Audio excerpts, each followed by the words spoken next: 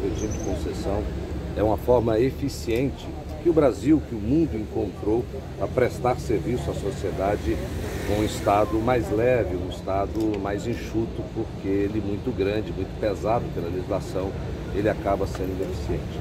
Então nós estamos trabalhando para estruturar todos os órgãos da administração e a agência é também um que está recebendo investimentos, vai receber mais, nós já autorizamos um concurso para esta área e que será feito junto com outras áreas que nós estamos modelando dentro do governo assim que nós concluirmos o concurso da segurança.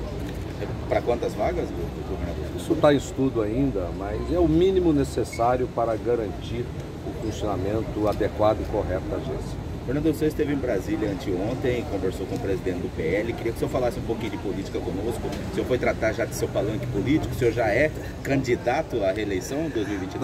Não, eu fui a Brasília para uma série de agendas, né? Agendas lá que eu tive com o ministro Ciro, tive com o ministro Paulo Guedes, né? Tive lá no meu partido, União Brasil, e por acaso surgiu a oportunidade, eu fui conversar com o Valdemar. Isso o Valdemar há muito tempo atrás e fui lá para fazer uma visita de cortesia, uma conversa en passant, rápida, nada de concreto e objetivo foi tratado a não ser amistosidades e análise de cenário político, que é natural que nesse ano eleitoral isso comece a acontecer. Ele falou que a reunião foi muito boa, né? Não, eu fico contente, né, que ele tenha gostado.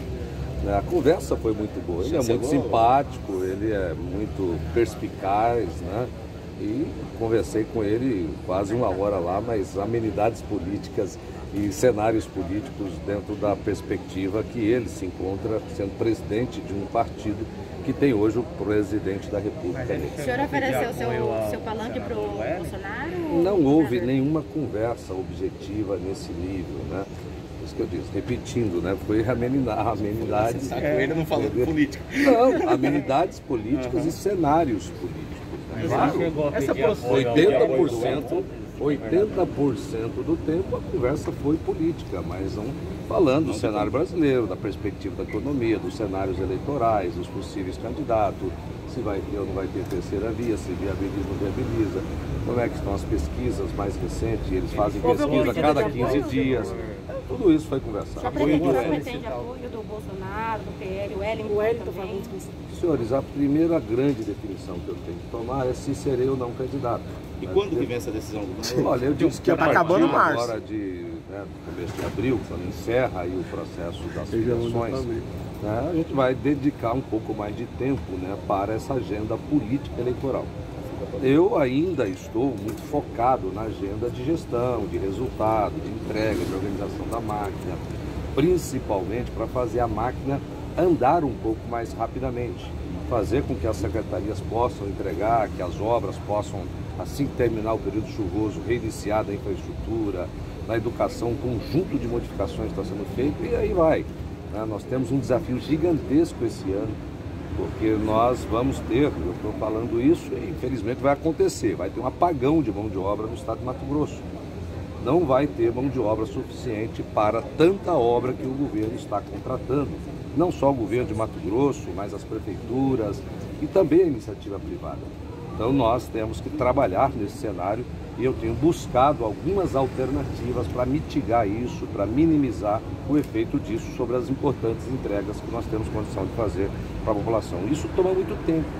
Então eu priorizo essas agendas porque elas no final do dia é que entregam resultado para a população. Mas a partir agora do final do mês de março, começo de abril, eu vou dedicar um pouco mais de tempo a essa agenda eleitoral, porque afinal de contas estamos em ano eleitoral e ela também passa a ser uma agenda importante. O governador e o Valdemar já foram do mesmo partido, né? Quando era PR ainda, você chegou a ser candidato a prefeito de Cuiabá por esse partido. Conheci ele lá atrás. Essa aproximação ajuda agora, numa possível aproximação do PL com a União Brasil aqui em Mato Grosso, nessas conversas políticas? Olha, o diálogo na política, respeitoso, ele pode ser feito com todo mundo. Né? E eu procuro sempre na política ter uma convivência amistosa, até para não gerar atrito desnecessário e perder energia com aquilo que não vale a pena. E nesse sentido é que eu tenho conversado e vou conversar com um monte de gente. O senhor foi convidado para filiar no PL, governador? Não, não fui convidado, não, até porque nunca sinalizei para ninguém né, que eu estou pensando em mudar de partido. Mas, governador, hoje é dia 11, o senhor tem até o dia 1º para decidir. Não, eu tenho até o dia... até julho lá, até 8 de agosto para decidir. Não, que é o momento da convenção. Mas isso posso até, eu cheguei 3 dias antes da convenção. Mas o senhor acredita assim, que essa decisão de deixar até a última hora não pode dificultar, por exemplo, a formação dos blocos de aliados? Olha, senhores, cada um faz a sua análise política, cada um tem sua estratégia política, né? Eu tenho as minhas, né? E a minha estratégia sempre foi trabalhar e entregar resultado para a população. Quem quer ficar no seu palanque vai precisar esperar, então? Olha, é precisar esperar. Ninguém está amarrado comigo, ninguém está... Né? Todos têm as suas autonomias, todos têm a sua liberdade, né? E eu respeito isso também. Agora eu tenho conversado com esses atores. Governador, ontem o ex-ministro Clairo Maggi disse que a candidatura do Nery não depende de apoio do senhor. A candidatura do Nery está certa e que ele não recua 1 milímetro. E o senhor, um dia antes, esteve em Brasília conversando justamente com o PL, que é o partido do Wellington Fagundes. O senhor está mais próximo aonde, governador? Nesse mesmo dia eu estive com o Nery conversando com o ministro Ciro Gomes. Inclusive, ontem ele foi que o senhor assinou o Nery? Mas stop, senhores, isso é tudo natural. Nenhuma candidatura depende de mim. Qualquer candidatura depende da vontade do cidadão e depende dele filiar-se a um partido político e depende dele passar na convenção. São as 3 coisas que dependem para alguém ser candidato. A vontade do Mauro Mendes aí para a reeleição? E aí é com Deus e com o povo. A vontade do Mauro Mendes aí a reeleição? A vontade do Mauro Mendes ela vai ser construída a partir de algumas análises que eu farei e vai depender muito de algumas conversas que eu vou ter, começando dentro de casa com a minha esposa, com meus filhos e depois com os partidos e com a sociedade. E no momento oportuno, e esse momento está chegando, eu vou começar a fazer esse tipo de diálogo de priorização da agenda política que eu disse alguns minutos atrás, para que eu possa construir essas condições. Governador, se falando de economia, o senhor deve estar sabendo aí sobre esse novo projeto da Amazônia Legal. Como que o senhor vê esse processo para nós em Mato Grosso? Como tudo, tem seu lado positivo e tem seu lado negativo. Por um lado, ele pode abrir uma capacidade de ampliar a produção primária do agronegócio em Mato Grosso.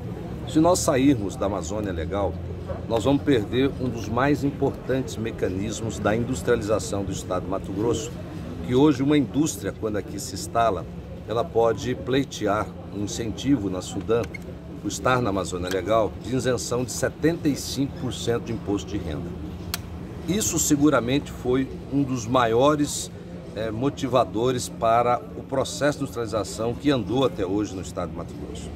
Perder isso é algo que tem que tomar-se muito cuidado. Ontem eu alertei os nossos parlamentares com relação a isso, né? Eu sou favorável a essa exclusão desde que não perca este benefício.